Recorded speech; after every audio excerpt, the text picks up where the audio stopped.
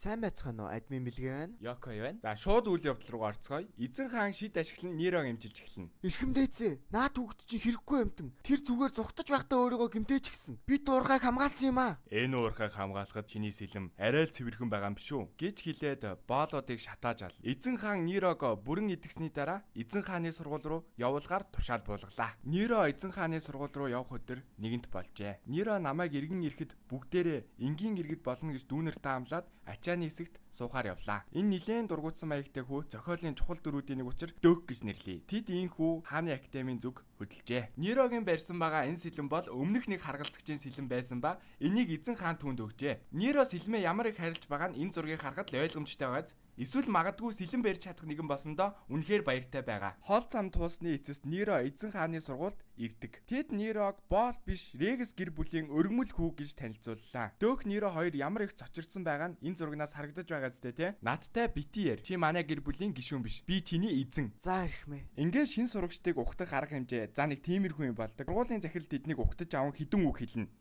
Ямар гоё том өмтэй захирлээ.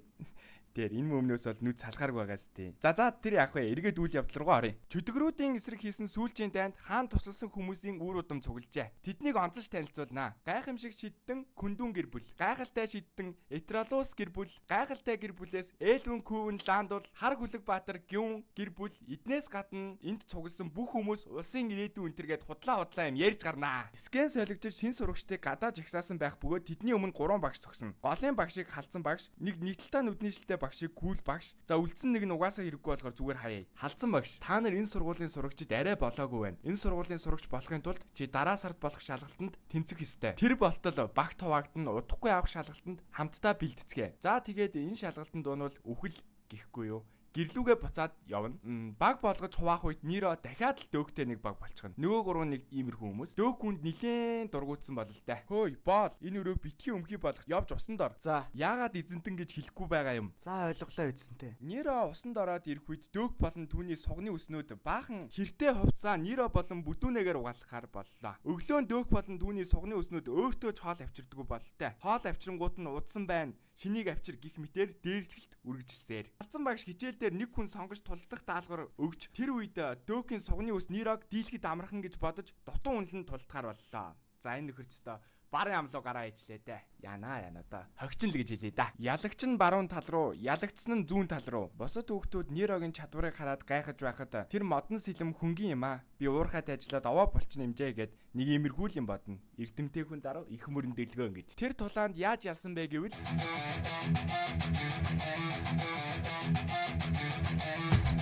Би ихнийх нь болно гэж бодож байлаа. Энэ харагдаж байгаа цэнхэр үстэй эльфийг Нандаа гэж нэрлэе. Танилцсандаа таатай байна. Таны тулалдахыг хальт харлаа. Хадагтай та их хүчтэй юм аа. Утгагүй юм. Сэлмээр тулалдах нь миний төрлийнх биш. Харин тэгээд залууст ямар ч анхан шатны мэдлэг ал. Чи яагаад хүндэтгэж яриад байгаа юм? Чи ч гэсэн 14 настай үсттэй. Учир нь би бол боол. Юу гэсэн үг юм бэ? Боол нь ямар нэг удам өгсөн юм уу? Үгүй ээ, зэрэглэл. Энэ хоёрын ярианаас үзэхэд эльфүүдэд боол байдаггүй бол та. Орой болж Нера бүдүүний хоёр уулзж ярилцсан. Нүүр чинь яагаа вэ? Би нилээн задуулчихлаа. Нэрэ чирэн сэлмээс цавсан юм уу? Бүдүүний. Үгүй ээ, айчсан байсан. Ярьж байтал Дök болон түүний сугны үснүүд орж ирлээ. Дök Нирог дуудан өөрийн бүдүүн сугны үстэй морь олгож өглөө. Удалгүй түүний нөгөө сугны үс нь бүдүүнийг хараад бас л морь олгон тоглож эхэллээ. Тэд хангалттай зугаацсан болтой яваад өглөө. Ниро босоод өвдөгнөөс нь цус шүрсэн болтой. Тэднэр өстэй хүнийг тамлана гэж үзүүлж өгөх юм аа. Шүн Ниро Дökийг алах гэснээ хоёр дүүгээ бодон шүд 100 дэвчлээ. Маргааш өглөөнд кул баг шид заахаар болж шид бол маанаг өдөрдөн материаллык зүйл бүтээдэг зүйл юм. Дök шидтний хүүхэд гэсэндээ үнэхээр авьяастай байлаа. Манай Нироч тутгааргүй авьяастай гэдгээ хүмүүст харуулнаа. Манай кул багш хүүхэлдэйлөө өөрийн шид хийж үзүүлээд та нар ч гэсэн хийгээд бүгд л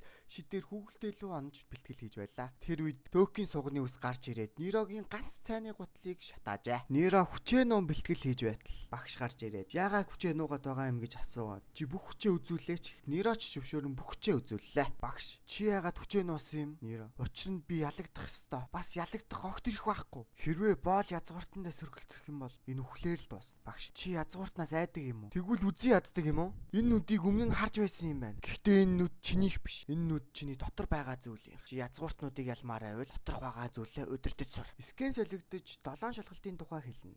Энд нийт 7 шалгалт өгдөг бөгөөд жинхэнэ 7 хүчийг туршиж үзнэ. Өнөөдрийн бидний тайлбарлаж өгж байгаа энэ шалгалт бол бэр чад. Энэ шалгалтанд 5 хүнтэй багаас 2 насагт. Нэг хүн зэвсэг болон шидийн аль нэгийг сонгож хэрэглэж болно. Энэ шалгалтанд та нар үхэж магадгүй. Гэхдээ та нар битгийсэн наазуу. Үхвэл бид нар буцаагаал амьлуулчих. Та нар барайн төртлөө тэмцээрлээ. Явах замд чи мангасууд байгаа. Та нар тэднийг алах ёстой. Маргааш өглөө бол сэртэл бүдүүнийгийн гутлыг урсан байлаа. Ингээд манай хоёр хоёулаа гутлгүй боллоо. Даанч шалгалт өгөх цаг бол бүдүүнийг орноосоо боссонгүй. Нэрөө буцах ирэхгүй хүн учраас хөл нүцгэн гарлаа. Гэтэл шалгалт эхлэхийн зэрэгцээ бүдүүний өөрийн урагдсан гутлаа ашиглан Нэрөгийн гутлыг зарч өгжээ. Манай хүн мангас алж байхад бүдүүнээ ирж гутлыг өглөө. Дөөх болон түүний сугны өснөд чүвэ мангасуутай газраас гарч ирж байхад хажууд нь Нэрө гүүж гарлаа. Тэгээд гүүрэн дээр гарч бусдыг гарахыг хааж зогсон. Дөөхийн сугны ус Нэрө хөөх гэж байгаад сэлмээр сүүлэн гүүрнээс унлаа. Нөгөө сугны ус нь дайрах гэж байгаад бас унаад ингээд дөөх Нэрө хоёрын тулаан үлдлээ. Ингээд тулаандаа орцгоо.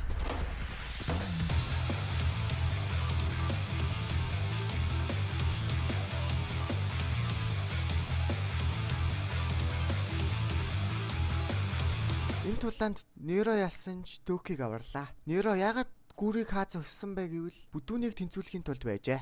Эцэст нь нэг Нэрө бүдүүний хоёрт тухтай ярилцах боломж олдно. Бүдүүний өөрийнхөө өмнөх амьдралаа ярьж эхлэх бөгөөд бүдүүнийг баг байхад түүний ээж өөд болон аав нь охиныхоо төлөө маш их ажилтдаг нэгэн байсан юм. Тэдний ч эзэн маш сайн хүн байсан тул үргэлж шагнал өгдөг. Тэр нэг гайтай өдөр ноёны хүү усанд живж байх үед бүдүүнийгийн аав аврах гэж орсон боловч тэд харамсалтайгаар хамтдаа живж өгчээ. Ганц хүүгээ алдсан ноён хүүгийнхээ үргэлж явахыг хүсдэг байсан сургуульд бүдүүнийг явуулснаар одоо нэг иймэрхүү байдалтай байгаа. Удаан үлээсний эцэст дүрмт хувцаа тарааж манай хоёр маань ингэж нэг гуталтай юм болно. Үүнтэй зэрэгцэн сурагчдыг дахин багт хуваарлах ба Нэрөгийн хуваарлагдсан багт булчин толгойд Нанда өөр хідэн хэрэггүй 3-4 орноо. Нанда булчин толгойд хоёр ч хин нь ахлагч болох талаар маргалдан тэмцээнээр шийтгэр болжээ. Энэ тэмцээнд арай нэг эрүүл ухаанаар сэтгэдэг юм гэсэндээ Нанда ялж ахлагч болохоор болно. Нэрэ манай булчин толгойд боолуудыг ялгаж харьцдаггүй юм байлээ. Удалгүй дараагийн шалгалт болж баг дотроо 3-3-аар хуваагдана. Хинхэн босныг энэ зургнаас харчихгүй юу. Манай хэдийг ч хөлнөөс нь холбож уяад алхуулж гарнаа. Нэг бүтлгүй туслах дүр нь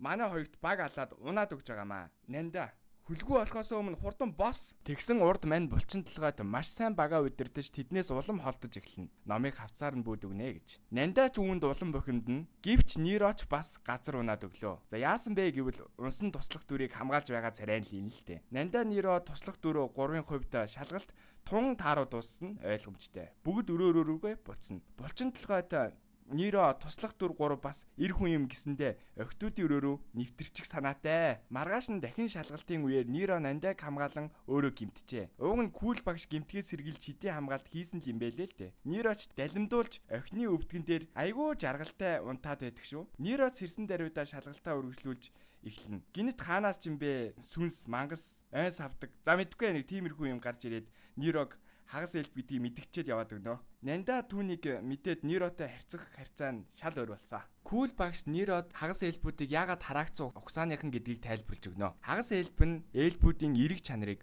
хүмүүсийн сөрөг чанарыг агуулж төрдөг. Өөрөөр хэлбэл тэдэнд 2 зам байдаг гэсэн үг. Эерэг чанараа сонгосон хагас элб дундад элбүүдээс ч хор хөнөөлгөн. Сөрөг чанараа сонгосон хагас элб хүмүүсээс ч илүү аимшигтай байдаг. Ийм шалтгаанаас болоод харанхуйд эзэмдүүлэх нь илүү амархан байдаг. Түүхэнд тэд хизээч өөрсдөө бүрэн удирдах байгаагүй. Ахиа шалгалтын өдөр болов. Энэ ямар одоо оюутны амьдрал байгаа штэ. За энэ шалгалт нь болохоор нэг үндсэн 7 шалгалтын 2 дахь мэрэгүү ухааны шалгалт. Мань кул багш. Элбүүд хамгийн мэрэгүү ухаантай нэг гэж бахархдаг. Тиймээс элбүүд нэлийн догдолж байгаах тийм үү? Шалгалт эхэлж дахиад л баг дотроо 3 багтлаа. Энэ удаа арай сонирхолтой, арай өөр. Мань Нанда Нэрө хоёр дээр булчин толгойд нэмэгдэнэ. Арай шилэмлүүд нь Нандач Нэрог нүд үзүүрлсээр. Кул багш. Энэ бол Максина мод. Мүү хаант улсын нууц мод. Мөн та нар энэ модон зөвшөөрлгүйгээр хүрч болохгүй. Энэ модон дээрх ариун шувууд хүрлгүйгээр холдуулах ёстой. Бусад багийнх нь чулуу сум харваж тэнэгтээд хасагднаа. Нанда могоо барьж мод руу тавьсан ч тэгээд нөгөөдөл нэг нөлөө болохгүй тэгээд зүгээр шувууд бариулаа идүүлчихдээ. Тэг яг Нанда ч бас нэг жоохон шарандаа бас булчин толгойд загинж байгаа тийш нь авируулнаа авирхий. Тэд тэгээд янз бүрийн аргаар үзнэ. Шувууны дүрд орж үзнэ. Тэгээ бүтлгүүтлээ. Тэгээ Нанда ч алдаж бүр сүулдээ бүр шууд хүчээр шийтгэх гэж сум харуулж үзлээ. Нөгөөх нь баас бүтлгүүтэн. Цаг дуусах гэж байтал Нэрө мэрэгэн ухаан гаргаж модыг тойруулж гал асаан Нанда ховс ашиглан ойг бүхэлдээ шатаж байгаагаар шувууд харагдуулж шувууг модноос явуулж чадлаа. Инхүүдэд шалгалтаа давлаа. Нэрө Нандагийн өрөөнд орж ирнэ. Нанда өөрийнхөө түүхийг ярина. Нанда багт нь уйлынхаа хүүхэд гэж хочилдог байсан ч гэр бүлийн хинэн ч тоодоггүй байсан юм. Тэр үед ганцхан хагас эл бахан л түүнтэй дотно байжээ. Гэтэл нэг өдөр үүслэгчтэй хайр дурлалцаатай болсон ч гэр бүлийнх нь түүнийг зөвшөөрсөнгүй. Тэгээд түүний ах архинд орж дараа нь гэр бүлээ хяджээ. Энэ мөчийг сонсож Ниро Нандаг тэврэх гэж байтал булчин тархид гаднаас ороод ирнэ. Өглөө болж дахиад л шинэ багт хуваарлаа. Манай Нирог тэр баг нь боол гэж бүр амар ялгарлаа. Бүх зүйлээ даатгаад өөрсдөө яваад өгнө. Скэн солигдож бусд нь унтаж үлдсэн гэд Ниро ганцаараа шалгалтанд иржээ. Ниро анх багт хуваарлагдсан цагаас эхлэн хамаг ажлыг хийдэг бөгөөд нөгөө хэд нь унтахаас өөр ич хийдэггүй.